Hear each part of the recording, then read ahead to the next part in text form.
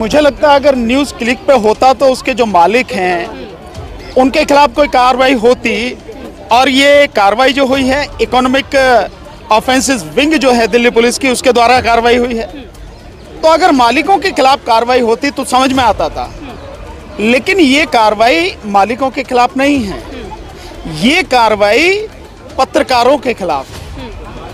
ये यूँ समझो कि जो पत्रकार उनसे जुड़े हैं, उन पर अपना कार्यक्रम देते हैं, उनके खिलाफ ये कार्रवाई है। तो पत्रकारों के खिलाफ यूएपीए का क्या मतलब है? पत्रकारों के खिलाफ तो यूएपीए का कोई मतलब नहीं है।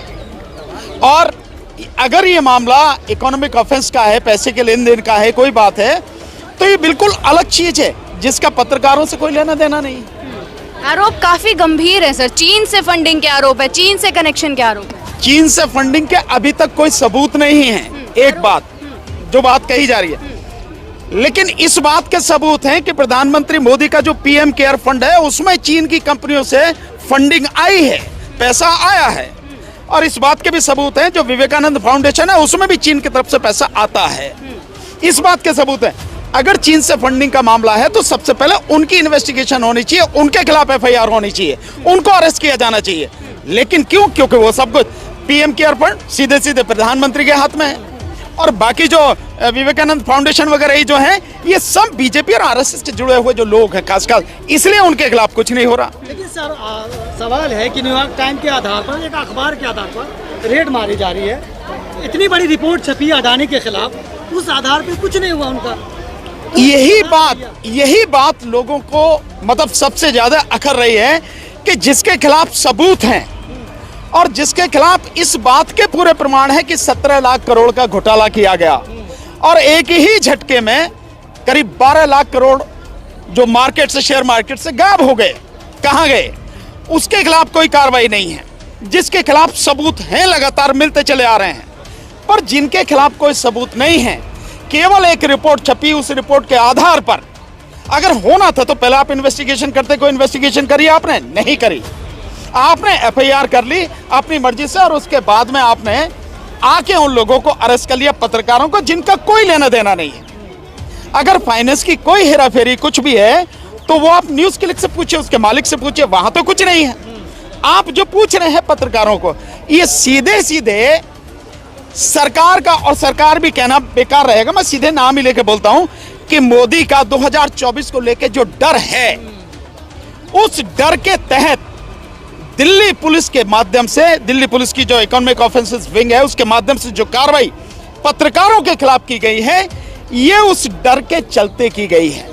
और पत्रकारों पर आप यूएपीए के तहत कार्रवाई कर रहे हैं। और जैसा मैंने न्यूज़ देखी है, जो न्यूज़ मेरे सामने आ रही हैं, उसमें जब इनको उठाया गया पत्रकारों को तो इनको किसी तरह का कोई नोटिस नहीं, एफआईआर की कोई कॉपी नहीं है, उनके यहाँ जाके तलाशी आपने ली है, कोई सर्च वारंट आपके पास नहीं है। मतलब ये सीधी सीधी गुंडागर्दी नहीं है तो और क्या है? ये तो ये हो गया कि आपने केवल पुलिस के कपड़े पहन रखे हैं, सरकार की सपोर्ट आपको है, और आप जाके किसी के घर में घुस के और उसके कान पे बंदूक रख के कह दिखा क्या है तेरे पास, चल मेरे साथ उठा के ले आओ, तो ये किडनैपिंग होगी जबरदस्ती की।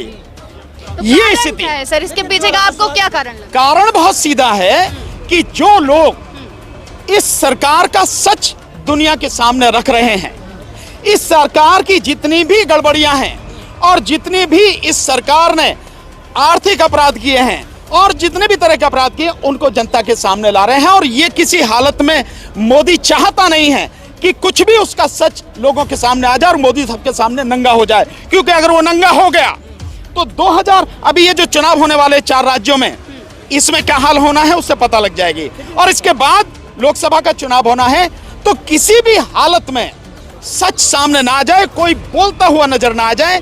अभिव्यक्ति की आजादी को दबाने का ये जो काम है बहुत ही घिनौना एक काम है, षड्यंत्र है। यार एक मिनट एक एक करके पूछ रहा हूँ, पूछना है, एक मिनट वो पूछ रहे हैं। जो राष्ट्रवादी पत्रकार है वो खामोश है, वो चुप है, डिबेट नहीं कर रहे हैं। राष्ट्रवादी पत्रकार नहीं है, वो मोदी के गुलाम पत्रकार हैं, वो भांड है। चारण भाट सुनते हो ना, पुराने जमाने में राजाओं के यहाँ होते थे, उसके चरण वंदन करते थे, उसके गीत गाते थे, उसकी तारीफ करते थे, उसकी ही उसमें जो है उनको प्रसाद मिलता था और उससे अपना जीवन यापन करते थे।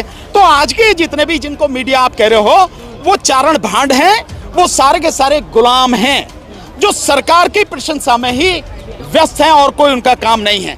वो पत्रकार नहीं हैं, वो न्यूज एजेंसीज नहीं हैं।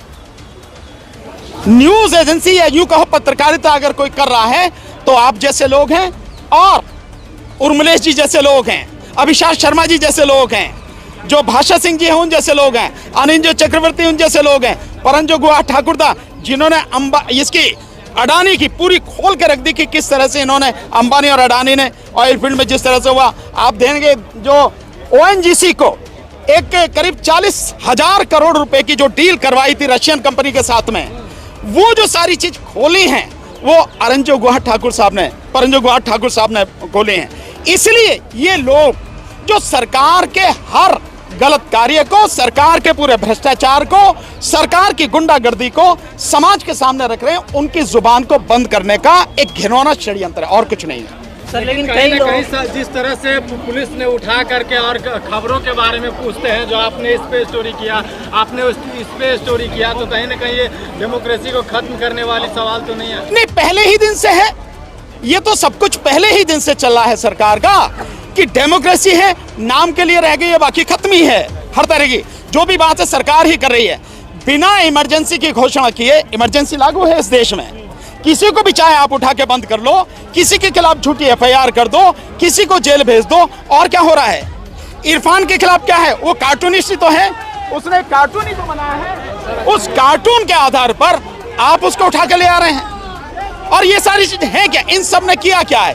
इन सब ने सरकार की सच्चाई जो है वो लोगों के सामने रखी है, और ये बर्दाश्त नहीं है। लेकिन सर अब एक सोशल मीडिया पर 2 फोटोज वायरल हो रही हैं। एक समय वो जब अर्नब गोस्वामी को गिरफ्तार कर लिया गया था, और अब इनकी गिरफ्तारी दिखाई गई है, और यही बोला जा रहा है कि एक ही के गिरफ्तार होने पर आवाजें क्यों उठाई जा रही? नहीं, एक के गिरफ्तार होने पे कहाँ है?